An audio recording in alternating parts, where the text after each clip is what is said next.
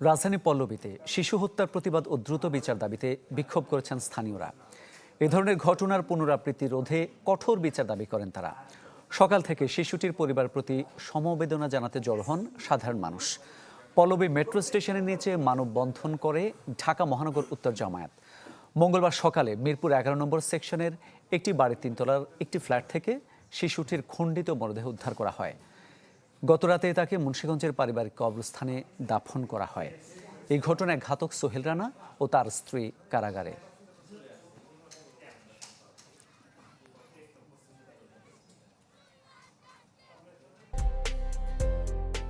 Premier wardrobe, গুছিয়ে ফেলুন জীবনটাকে।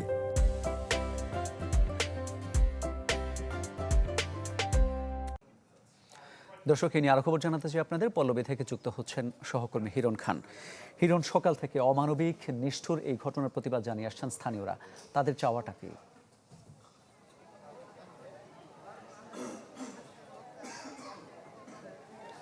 মামুন, দেখুন, এই যেই চাওয়া কিংবা তাদের যে দাবি, সেটি কিন্তু খুবই স্পষ্ট। সেটি হচ্ছে এই ঘটনার বিচার, এবং আইনমন্ত্রী ইতিপূর্বে বলেছেন যে খুব দ্রুত বিচারের আওতায় নিয়ে আসা হবে এবং বিচারের খুব দ্রুত তাদের দৃশ্যমান বিচার করা হবে, অর্থাৎ খুব দ্রুত এই যারা ঘাতক রয়েছেন তাদের বিচার হবে। তিনি কিন্তু আশ্বস্ত করেছেন, এবং এই যারা এখানের বাসিন্দারা রয়েছেন, এই পল্লবীর যারা বাসিন্দারা রয়েছেন, তারা কিন্তু ঠিক সেটিই চাচ্ছেন। এবং আমি এখন অবস্থান করছি, দেখতে পাচ্ছি যে রামিসার যেই বাসাটি মূল ফটক, সেই ফটকে রামিসার পরিবারের সদস্যরা এখানে নেই, এবং এখানে যে কেয়ারটেকারের কথা বলা হচ্ছে, যে কেয়ারটেকার আসলে সোহেল রানাকে ভাড়া দিয়েছিল, তিনিও নেই।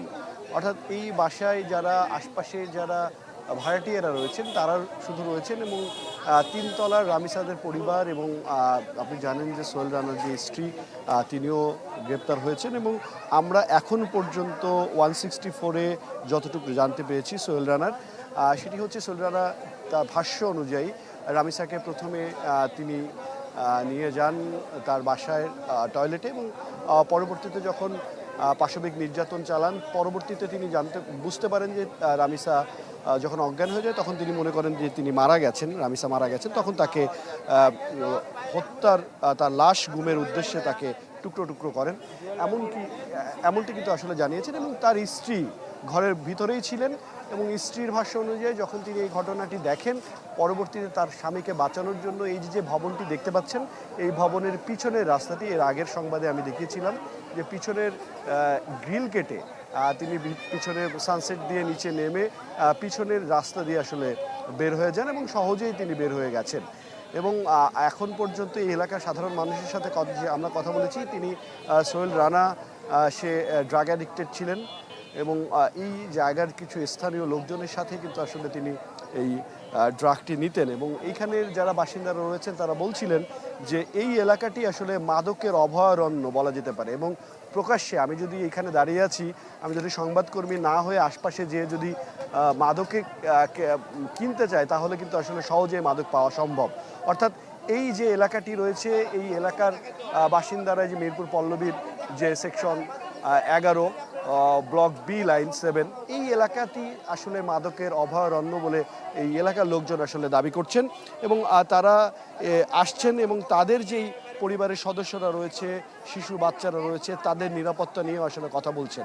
তবে আইনশৃঙ্খলা বাহিনীর সদস্যরা তারা বলছেন সবার সচেতন হতে হবে এই সংকট মোকাবেলায়। একটা বিষয় একটু জানিয়ে রাখি, সেটি হচ্ছে আমি পুলিশের সাথে কথা বলেছিলাম, সোহেল রানার পিসিপিআর সম্পর্কে জানার চেষ্টা করেছিলাম। তারা বলছেন যে সোহেল রানার আরেকটি মামলা আছে সোহেল রানার বিরুদ্ধে, সেটি নাশকতার মামলা।